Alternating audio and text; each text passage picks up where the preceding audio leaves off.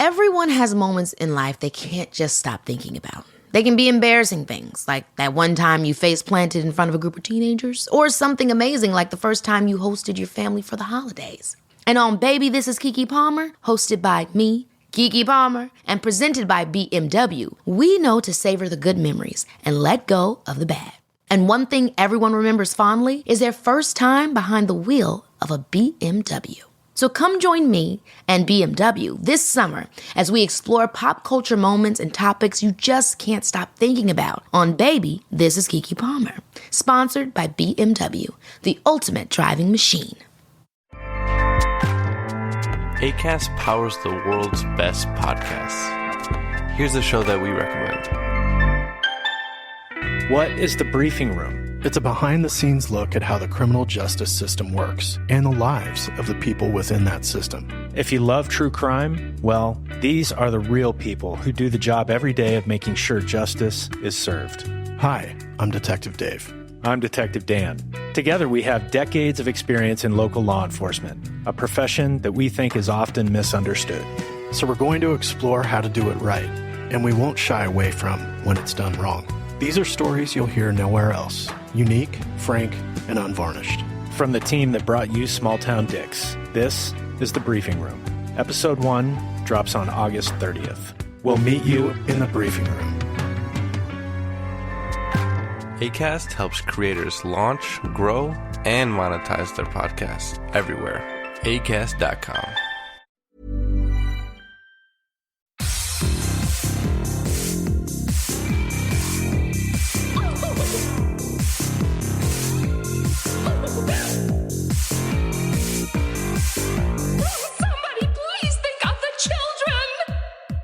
And welcome back to Little Cuts, our weekly minisode where we dig into things that we've been watching, reading, and playing recently.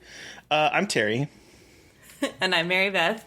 This week we're talking Little Cuts Book Club, an almost indescribable video game, Thai found footage, and one wild and experimental erotic thriller featuring Mark Ruffalo's sexy mustache and his penis. And his penis. And his penis.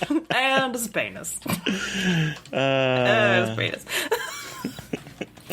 But let's talk about books. Yes. Because I know we both read a book to talk about, which I'm very excited about, because I know I haven't talked about books in a bit. And yeah, so it's been a minute. I want to know. I know. So what did you read? Okay, so Aaron Dries, I believe that's how you pronounce his last name. Apology, Aaron, if it's not. Like, on a lark, just posted that he has a new book that came out, and I immediately ordered it because the cover is gnarly as fuck. And it came, and I sat down and I read it in one sitting. Granted, it's a novella. It's I think it's about 140 pages long, but it was very good.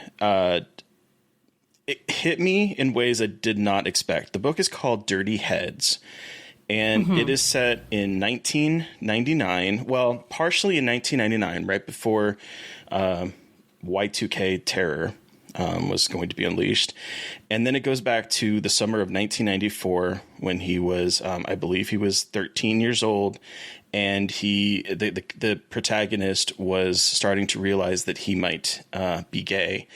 And so it's dealing with that. It's dealing with monsters. It's dealing with kind of, it hit me hard as like a secreted, like closeted gay kid growing up in the 90s.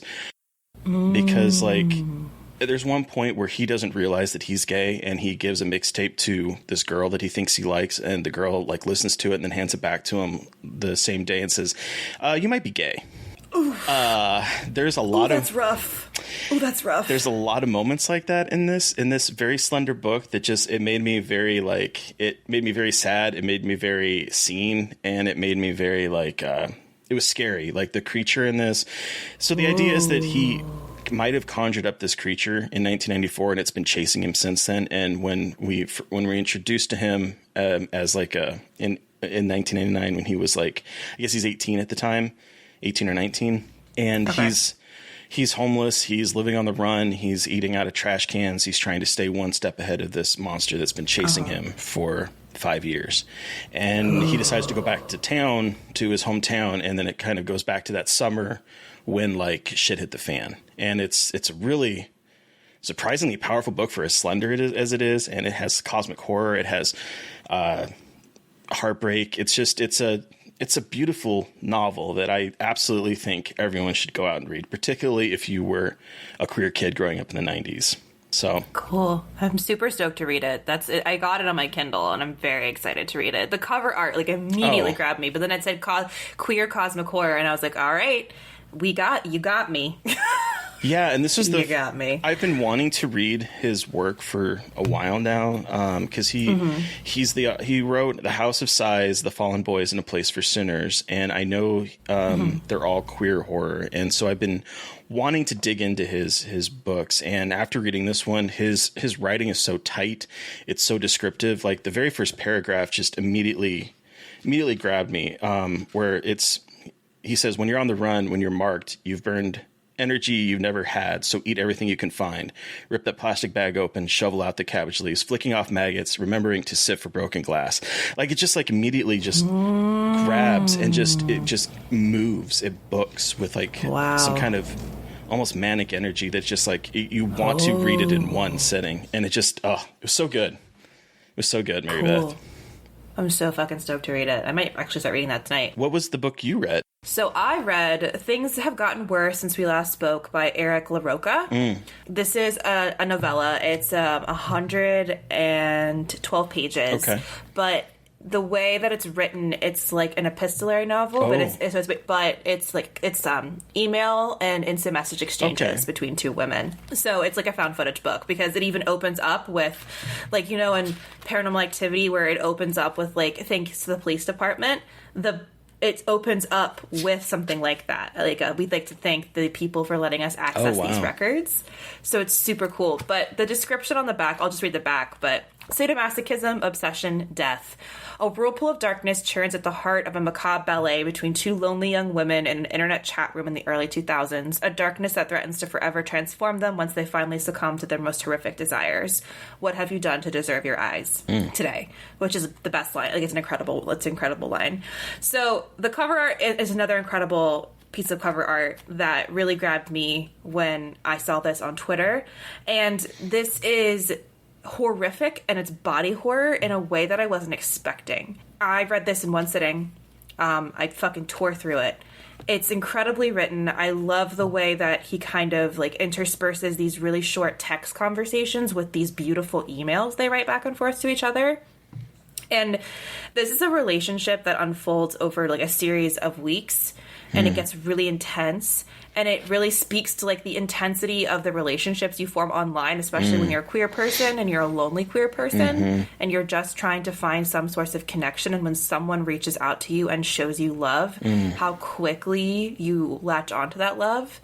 And it is heartbreaking in a way that I was not expecting. Yeah. It's a rough read. Yeah. In a few ways because it's pretty gross, but it's beautifully written. I love it when body horror is written like this. Like it's so gross, but it's so like amazing to see how people are able to translate that kind of horror into words. It's incredible. I 100% recommend it if you have a relatively strong stomach for when it comes to body horror stuff because the ending is pretty ridiculous. I closed the book after it was done and I looked at Steve and I said, what the fuck did I just read? I haven't stopped thinking about it since I finished it yesterday, so I very much recommend this one. Things Have Gotten Worse Since We Last Spoke. Again, it's slim, it's short. You can probably finish it in one sitting if you want. So, very much recommend. And I have a couple books like this. Like I have a couple novellas that I'm super stoked to read because they're shorter, but I've heard really good things. So I'm getting back into reading again, trying to. Yeah, I'm trying to remember. I think I might have seen that on Amazon, like a recommendation. Maybe it was even recommended when I was looking at Dirty Heads, the book I was reading. But I've seen it pop up a couple times. Yeah, and I've been meaning this one to read again it. Is queer. Yeah, so yes, I very much enjoyed this. But okay, that's our little book club for today. But so, what is this indescribable video? Oh boy. Jesus Christ. Indescribable video game. There we go. Oh man, I have not finished the game yet. I think I'm at the very end. In fact, I was scrambling I was trying to finish it before we recorded tonight, and I'm like, I think I'm literally in like the very tail end of it. So I don't know if it'll stick the landing. I think it will. But this game it's incredible. It's called Inscryption, and it's spelled like crypt in the middle, not the way that Inscryption is typically spelled. If I had to label it in like a few words, I would say, boy, what would I say? I would say that it is cosmic horror, roguelike, Magic the Gathering, found footage. When you start... Excuse me? Yes. So when you start the game... Fuck? When you start the game, you're given this title screen that looks like it could have been a DOS game back in like the 90s. And you click it, and it gives you what looks like a standard menu screen where there's like new game, continue, options, and then exit. The problem is that you can't click the new game. You have to click continue. So you're picking up after whoever played this game before you presumably played it. And so you're starting presumably in media res with this story. And when you start playing, it's a dark room, there's a table in front of you, and there's two glowing eyes on the opposite side of the table, and you can't make out what the form is.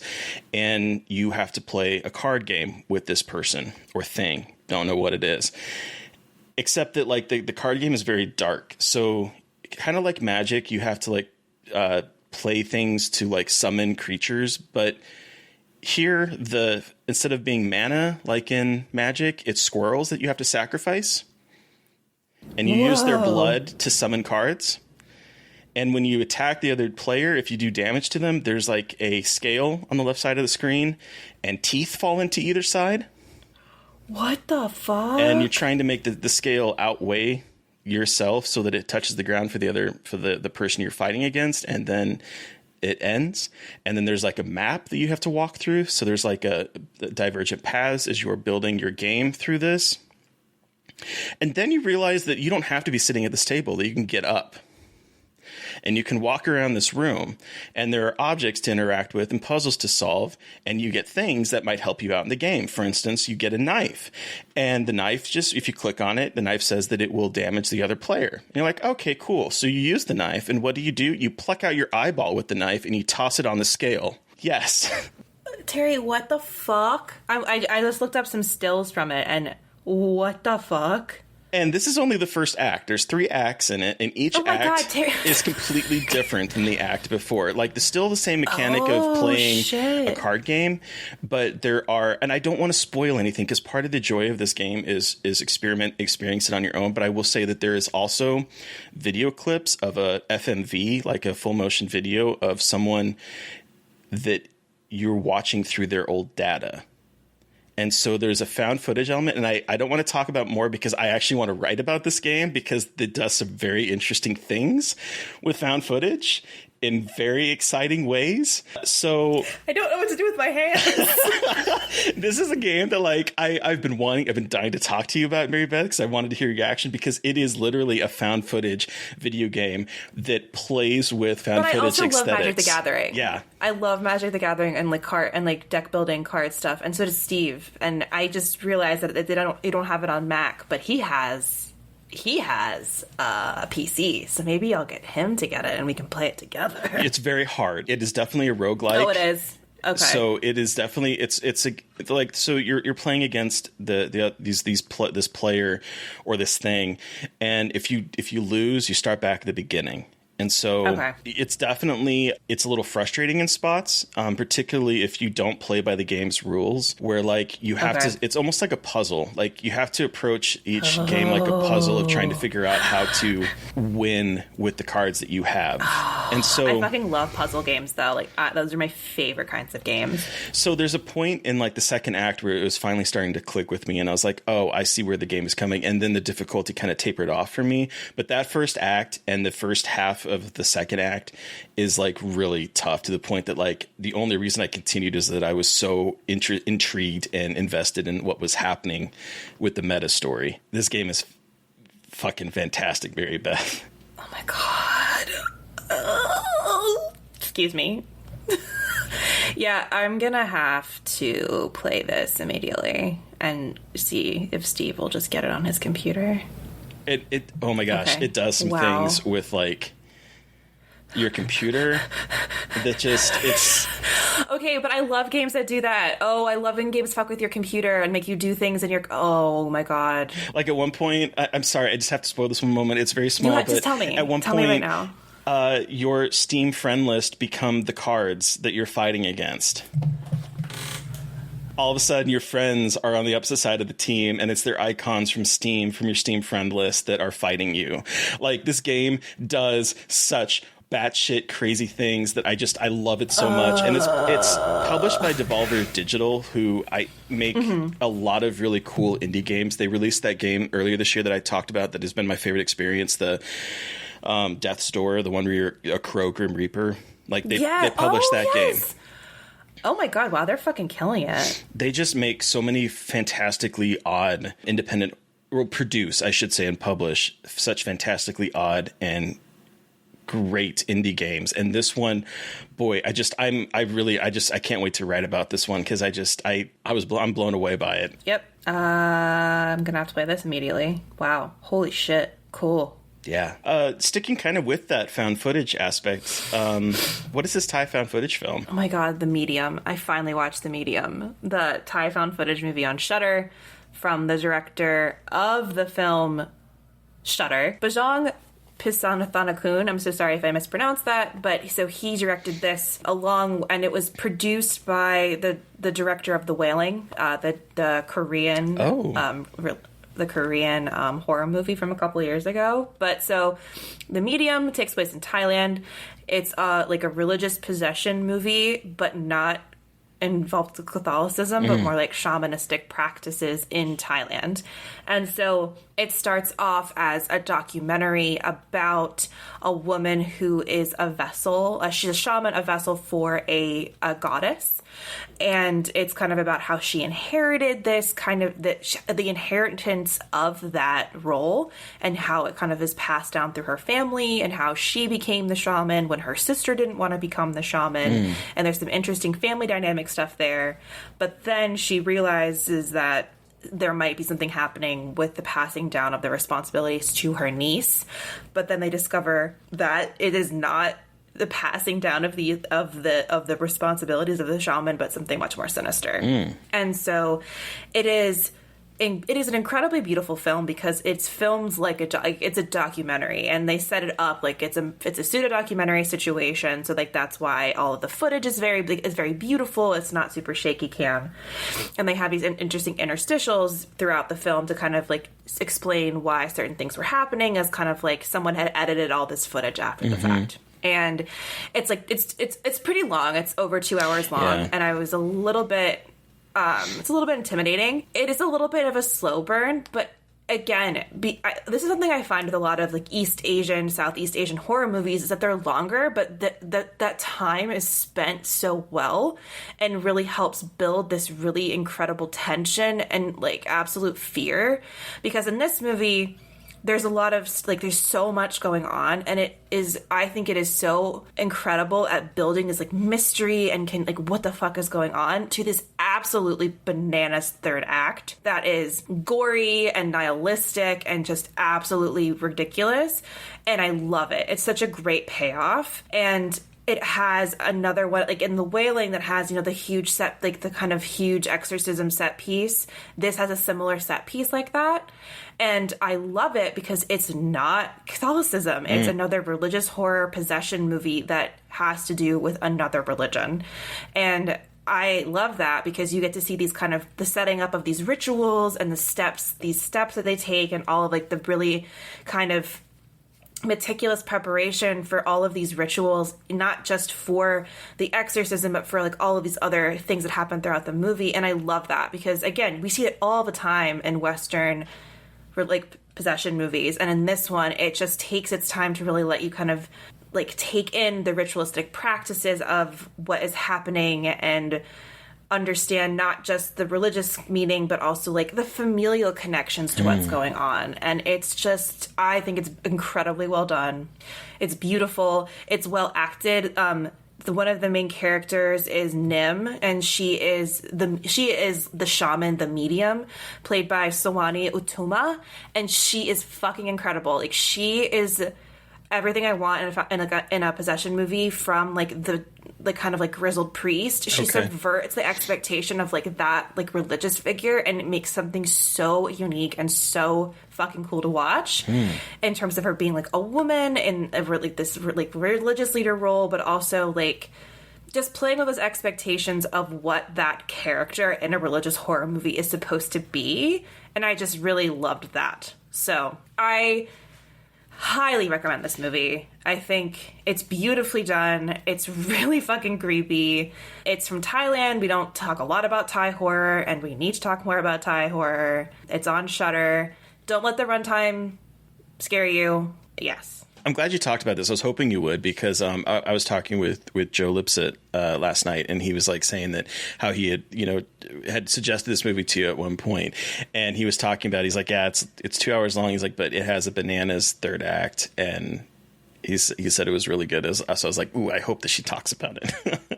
Yeah, since I was on a like mini staycation last week, I was like, no, I'm gonna fucking watch this like in the middle of the day, and I was transfixed. It's just so good. I don't know. I think it's incredible. I think that this is a really great example of how to do pseudo-documentary found footage in a really effective way. And yeah, and again, you can have a 2-hour long movie and have it be important. Like, can be able to use every single one of those minutes effectively in creating something that's just like, what the fuck? Like, the entire movie is building up to like, what in the hell is going on? And then everything is just like a fucking nightmare. Oh, it's so good. Oh, anyway, another thing I haven't stopped thinking about, and how like it's just a really incredible movie. Hell yeah. Yeah. Speaking of incredible movies, we have continued our erotic thriller adventure. We sure did. With Jane Campion's 2003 film, In the Cut. Another long movie. Terry, what did you think of In the Cut? Oh, boy. Sorry. Oh, boy. Okay. I really like this movie, but I do have it's very idiosyncratic, shall we say? Yeah. Mm-hmm. And some of it I found very perplexing. Some of the stylistic choices. Mm-hmm. It looked as if the camera was smothered with Vaseline at a lot of points. It definitely had like a smudgy kind of quality to it. I don't know if it was trying to like go for leaning into that sort of like a softcore, kind of this kind of thing you would see really bad copy late at night. Like, I didn't know if that's what they were trying to, what she was trying to go for with it, but it was weird to see that, because it just, everything looked so smudgy. Yeah, it had like a grimy, weird. It felt like I was trying to like do like the New York cop vibe, like you were saying, like very like dingy New York, like, but then also soft. I don't know if that makes sense, but like the lighting in some spots, like it was used that way, but it did have that kind of softcore porny feel a little bit too. But also to me, because I am obsessed with this fucking movie now, like the haze of desire is what is my stupid academic thought with the smudgy lens. Okay. I'm here for that. I don't know. That's just me like projecting a lot of things onto this movie that I really loved about it. My other big problem about this movie is that I did not like the male character at all. And I was sitting here wondering, like, why? What does she see in him outside of he's apparently very good at cunnilingus? I was like sitting there like, I don't understand. His cop friend is homophobic. He says some pretty racist things. It's just like I don't like this character at all. Does Mark Ruffalo eat ass in this movie, or was he only going like I thought he was eating like going down on her and tossing her salad, and I was very excited. Quite possibly. I wasn't sure. Excited for eating ass representation in an erotic thriller. Give us more of that. Yeah. So that was my biggest issue was that, like, I did not understand, outside of the good dicking that she gets from him and the good cunnilingus that she gets from him, I didn't understand. Sexy. Which was incredibly sexy. This movie is it definitely is incredibly erotic. Filmed in a way that, like, is so sensual. Like, I wondered, I was sitting there thinking as I was watching this movie, like, what would this be like if a man directed this film? Because every single choice that is made in here seems to counteract the choices of what a straight male director would do. Yes, and that's why I love this movie so much, because this is basically Jane Campion, who directed The Piano. Mm-hmm. This is basically her response to a rather misogynistic subgenre. Like, you know, erotic thrillers are amazing, but, you know, as we talked about with Wild Things, like, it's pretty male gazy. And, like, while Wild Things was kind of poking fun at that, like, this movie is an incredible response to, like, a more serious response to a decade of this, because it's directed by one of the few erotic thrillers directed by a woman. And what I really loved about this movie is how accurately it captures the fear of being a woman on a daily basis in an urban environment. Like, every single interaction she has with a man is tinged with some kind of anxiety. Mm-hmm. And I have never seen that captured so well on camera, and how every interaction with a man, no matter how innocuous, feels like it's dangerous. Like, you're ready for something really bad to happen to her, because that's the anxiety you feel. Like, I have felt as a woman in interacting with a man on the street or seeing men on the street. And I'm like, you know, I really appreciated that kind of, like, taking the desire and meshing it with that fear and anxiety in such a fascinating way, because it captures that kind of, like, woman being terrified of meeting a man, being in a relationship, but also being very turned on by him, and being kind of torn between, like, what is safe and what's not, because this whole movie really is about her pushing her, like, her comfort level and her boundaries about, like, what is going on around her. And I was just so sucked into that, because there are so many red herrings in this movie of, like, interactions with men where you're like, she's gonna get fucking killed by that guy, or this guy's the killer. And, like, again, it plays with that red herring of the erotic thriller, but in a way that sells this danger aspect. Like, okay, Kevin Bacon double feature for erotic thrillers, I by know. the way. Hello, Kevin Bacon. I mean, in this one, Kevin Bacon plays, like, quite a terrifying character who kind of stalks Meg Ryan's character. Mm-hmm. And he's like, I'm having a mental breakdown, and, like, he's following her and waiting for her outside of places, and, like, you're ready for something bad to happen with him. But again, he is a red herring, but it's still such an incredible character to have in there, because it just captures, like, what women go through. Like, you have one really, like, you sleep with the guy once and he becomes, like, incredibly attached to you and follows you around everywhere and, like, asks you to, like, keep his dog. And it's just, like, I don't know. This movie really just captures that anxiety in such an incredible way, but also captures, and I was reading some stuff about this, because Jordaine Surlis is an incredible writer and culture critic who loves this movie. Oh, she loves this, yeah. And I'm so glad I finally watched it, because, like, her love of this movie got me really excited to watch it. And I think she and someone else, I can't remember who, have talked about, like, the true crime aspects of this as well, and this, like, interesting kind of connection to true crime, and how us as women loving true crime but also being terrified of it, and there's just such, like, a cool relationship there. And yeah, Mark Ruffalo's character is just an asshole, but he also embodies that kind of character where you're like, he's kind of sexy but kind of shitty, so, like, maybe it's a little dangerous, so maybe I'll go with it, but also he, like, is really good at dirty talk, and it's, like, really hot. Yeah, it was, like, really hot. And I also loved Mark Ruffalo in this movie, because he's not, like, he's cute, but he's not like hot. You know what like, he's not, like... He was hot for me. Okay, I'm sorry. But, like, you know, he's hot, but... Do you know what I mean? Like, he's not necessarily, like, the first person you think of when you think of, like, a hot male erotic thriller lead. And I'm so glad he is in this, because he's, like... He's a little bit more like an everyman. I'm not saying he is, but, like, a little bit more like an everyman character. He's still really hot in this movie, especially when he's naked and you see his penis. But, like, there's something about that I liked too, that, like, he's a little more, like, of a person rather than, like, a Matt Dillon, like, sexy person. Oh, okay. Yeah, I see what you're saying there. Absolutely. Yeah. It feels a little bit more real, if that makes sense, like, in terms of, like, the attractive level of all of the people in this scenario. Yeah.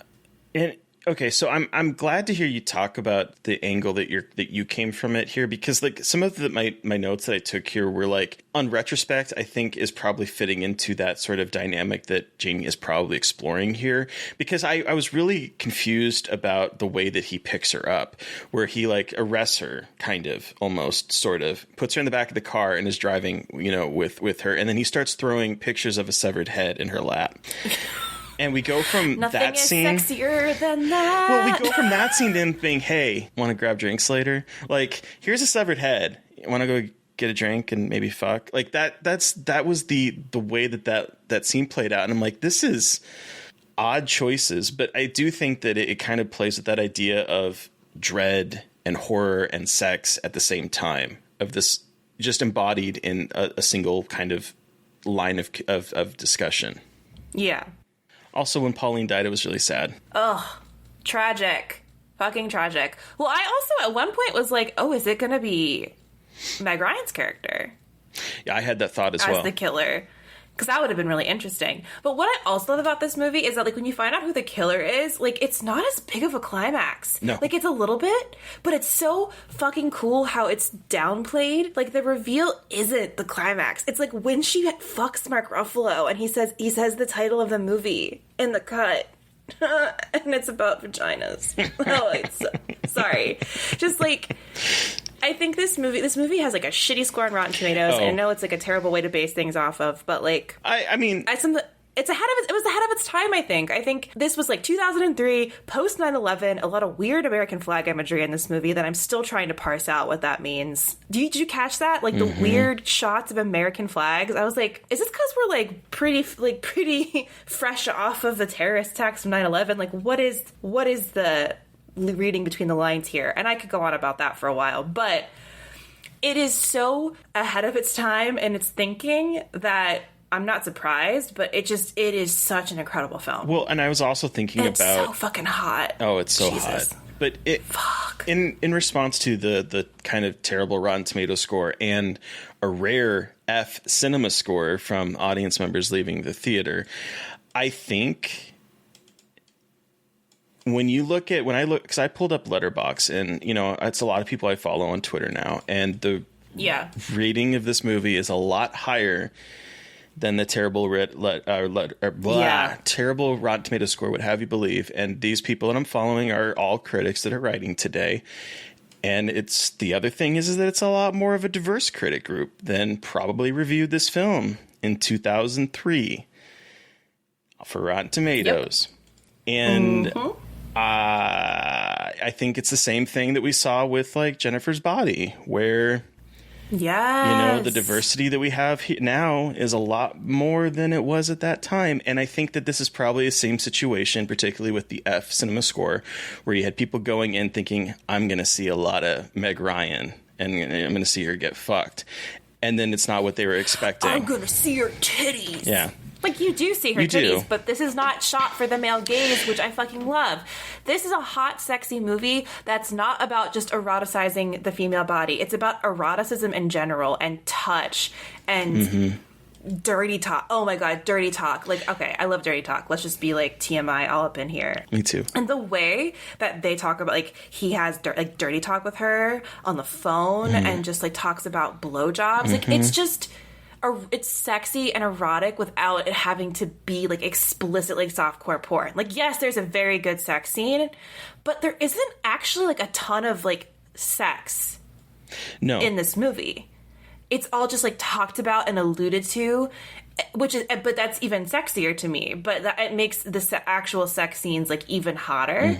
But I think, like you said, people probably were like, oh, we're just going to see a lot of fucking, but it's a lot more than that. It's about like sex as more than just penetration. Well, and one of my favorite activities is to go to the sex and nudity section of IMDb and see what people had to say about this. Yes. And I've said this before when we talked about one of the Wrong Turn movies, about how like I feel like this was written by some sex-starved 13-year-old straight boy, a lot of times the sex nudity section. And here for this one, it's really funny. The very first one is no graphic female nudity, just some breast. Only graphic male nudity. Another one. Extreme male nudity. You love to fucking hear it, though. Extreme male nudity to mine ears. At pornography level with very little mild female nudity is another line on here. Okay, and extreme nudity is strong. You see his penis for like a couple seconds. Yeah. Like it's not like he sits down on the bed and he's naked and you just see like the head. His penis. The head. Sorry, why am I a child? You see the way that this is written about here with the sex nudity, and I feel like that's probably the same audience that went here that were like, I didn't go here to see Mark Ruffalo's dong. Like, I feel like that's probably the response that a lot of the presumably straight male audience that went to go see this in early 2003, hoping to see a dirty Meg Ryan, who, you know, at this point, I believe in her career, she was doing like the You Got Mail, the sort of like rom-com sweet type stuff. Yeah. And so there's that aspect. And she's also not like, she's like frumpy's not the right word, but she's an English teacher. She's not wearing makeup, and that means that she's not makeup. She's attractive. Like, yeah, and she's got glasses, and she's got bangs. It's basically like she's all that. Like, yeah, like they're trying to make her look frumpy, which is not, she does not look frumpy, but she also isn't like made to be super sexy either. Like she dresses up a little bit, but like she's, again, it's kind of like that every woman situation where she's just like another person on the street who like wears clothes, regular clothes, and then like her sister Pauline is a little bit more eroticized, like wears the red dresses and the makeup and is like more promiscuous. But yeah, this isn't like supposed to be like sexy Meg Ryan, but it's sexy Meg Ryan in a way that, like you said, people weren't expecting, probably. Yeah. Oh, it's so good. It is really good. I really liked it. It's not at all what I was expecting. Me neither. And it's I think it is a little long. It is. It's long. It's very art house. There's a lot of like scenes of her on a subway, like reading quotes to herself, and like moments that people will probably be like, "What the hell?" But here I am. But yeah, so what erotic thriller are we watching next, Terry? Oh, I'm so excited. We're going to queer things up a little bit, and we're going to watch a movie that is a first watch for me. I'm really excited. We are watching Bound. Oh my god. Oh, I'm so excited for you to watch Bound for the first time, and I'm so excited to rewatch Bound. Oh my god, it's so fucking good. I can't wait. I'm so kind of sad that I've never seen this, but I'm really glad that I'm remedying that for this podcast. Jennifer Tilly and Gina Gershon in this movie, fucking iconic. I cannot wait. So good. I am so stoked to talk to you about it and hear what you have to say. But yeah, oh my god, Jennifer Tilly. Oof. And so who are we chatting with on Monday? Oh my god. Okay, this is so exciting. So we're talking to the other half of the pod and the pendulum. We talked to Mike Snoonian this week. And on Monday, we're talking with writer and podcaster Lindsay Travis. And we convinced her to revisit a film that truly traumatized her as a kid. Get ready for it, everybody. We are talking the legendary Amityville 1992. It's about time. Have you ever heard of it? Probably not. But it's a really fucking good conversation, and she it's so funny. Like had not revisited it since she was a kid because she was so scared. And so we were so honored that she was willing and able to revisit the movie and talk about it. The movie's on Shudder if you want to watch it ahead of time. It's quite surprising for a 6th entry in a franchise. 6th, correct? Yep, 6th entry. It's weird, it's silly, it's kind of fucked up. So yeah, it'll be a really fun conversation. And Terry shares some of his very specific fears as well. So it'll be very, very good. I made her cry at one point. I made Lindsay cry at one point from laughing. So that's like a little notch in my hat, I have to say. So listeners, you've heard from us. We want to hear from you. Did you watch a film, play a video game, or read one of the books that we talked about this week and have thoughts? Do you have suggestions for books we should be reading, movies we should talk about? Send us an email at scarredforlifepodcast@gmail.com or reach out to us directly on Twitter. I'm at MB McAndrews. And I'm at Gailey Dreadful. And of course, don't forget to follow the podcast on Twitter at Scarred Podcast. And please give us a rating and review and make sure that you are subscribed. Please and thank you. It helps the algorithms. Thank you. Those goddamn algorithms. Fucking algorithms. Thank you, Eric Power, for our artwork. Thank you to Sean Keller for our music. Thank you, everyone, for listening. Please stay safe out there, but most importantly, stay creepy. And until next time. Won't somebody please think of the children?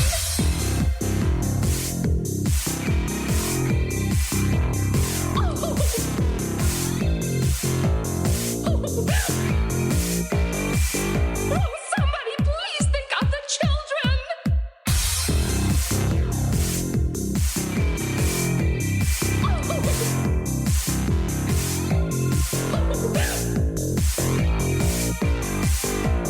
Somebody please think of the children!